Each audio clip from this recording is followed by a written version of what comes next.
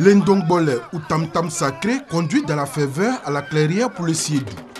Cette cérémonie marquant le début d'une semaine de méditation, d'introspection et de bilan personnel avant l'entame du nouvel an Nzima est la période dite silencieuse.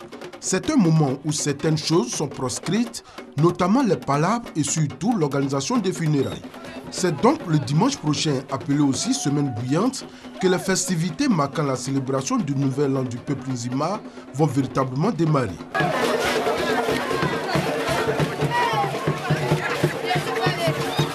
La Bissa 2017, selon les organisateurs, va connaître beaucoup d'innovations au plan sécuritaire. Pour pouvoir avoir une bonne fluidité au niveau du quartier de la Bissa, le stade de Bassam a été érigé en parking. Pour les véhicules non munis de laissez-passer et pour les véhicules munis de laissez-passer, c'est-à-dire les véhicules des autorités. Un autre parking à l'intérieur du quartier France a été érigé pour faciliter en fait aux festivaliers l'accès en fait, aux différents sites qu'on a mis à leur disposition. On a pensé au système de navette. Un système de navette, c'est-à-dire qui va récupérer les festivaliers et qui ont parqué les véhicules au stade, au site de la Bissa. C'est gratuit. Et puis à l'entrée du village, il y aura des checkpoints qui seront érigés. Des chauffeurs de taxi, on a mis en place un plan de circulation. Toutes les forces ont été mobilisées pour cette action. C'est ici, sur cette place, que pendant une semaine, les 7 familles qui composent le peuple Nzima Kotoko vont venir communier avec les nombreux festivaliers qui vont effectuer les déplacements. C'est également ici que le peuple Nzima Kotoko viendra faire allégeance à son roi pour lui témoigner respect et reconnaissance. Ce sera également l'occasion pour les nombreux festivaliers de venir s'abreuver de la riche culture du peuple Nzima Kotoko de Grand Bassam.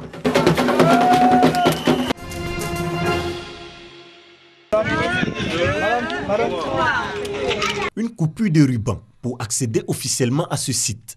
C'est le nouveau centre d'éveil Crescendo, situé au quartier Château à Grand Bassam. Il est destiné aux enfants handicapés psychomoteurs et sensoriels. Une œuvre de l'ONG Little Son for Kids. C'est notre responsabilité sociale de venir en aide donc, aux enfants qui n'ont pas demandé à venir et qui n'ont pas choisi les conditions dans lesquelles ils sont arrivés. Et donc de contribuer, nous, à notre niveau, à leur permettre d'avoir une vie qui soit plus agréable et beaucoup plus épanouissante. Le nouveau centre Crescendo dispose d'une aire de jeu, d'une bibliothèque, un préau, une cantine et des bureaux. Des commodités réunies pour permettre à ces enfants vivant avec un handicap de s'épanouir. Nous étions dans un espace beaucoup plus petit, mais on avait avec les enfants à peu près sur 11 mètres carrés. Vous voyez des enfants en situation de handicap psychomoteur qui n'ont pas de cours, qui n'ont pas de lieu où ils peuvent se réjouir et tout ça. Et nous avons travaillé là-bas quand même pendant 7 ans.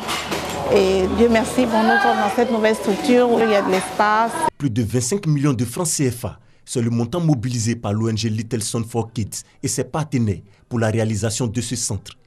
Inauguré, le centre d'éveil Crescendo compte déjà une vingtaine d'enfants et les inscriptions se poursuivent.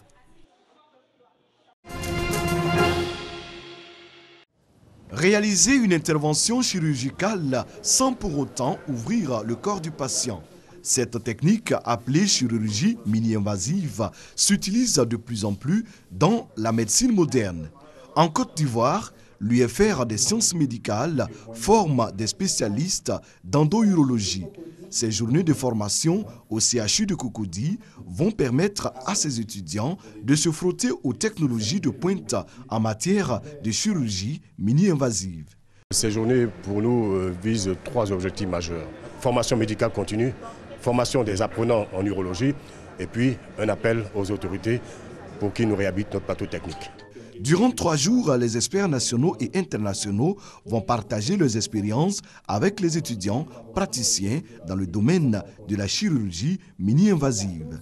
Une technique non agressive, bénéfique pour les patients et permettant d'améliorer la qualité des soins.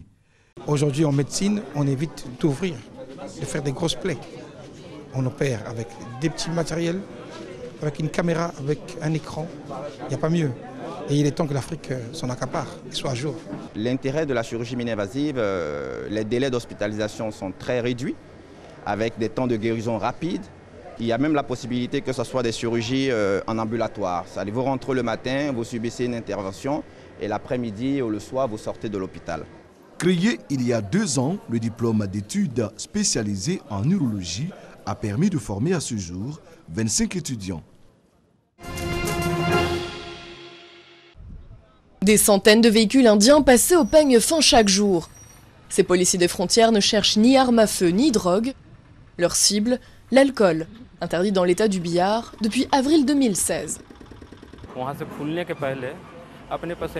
Certaines compagnies de bus avertissent leurs passagers de ne pas emporter d'alcool avant d'aller au Bihar.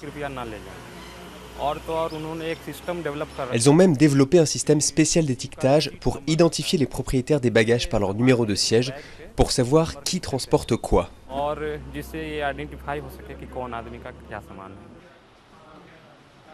Faire respecter la loi est un défi. Un numéro spécial a été mis en place pour signaler les contrevenants et la police surveille par GPS les camions qui passent la frontière.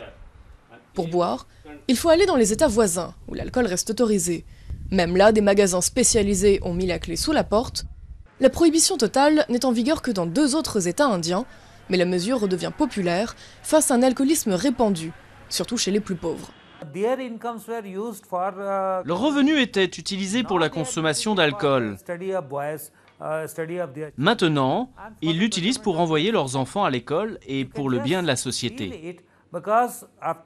On sent que ça marche parce que depuis la prohibition au Bihar, d'autres États ont aussi commencé à la considérer. Depuis la mise en place de l'interdiction, plus de 70 000 personnes ont été envoyées en prison pour des peines qui vont jusqu'à 5 ans. Les 2 premiers hommes à avoir été condamnés pour consommation illégale viennent de ce bidonville. Leur famille critique une mesure qui les stigmatise encore plus.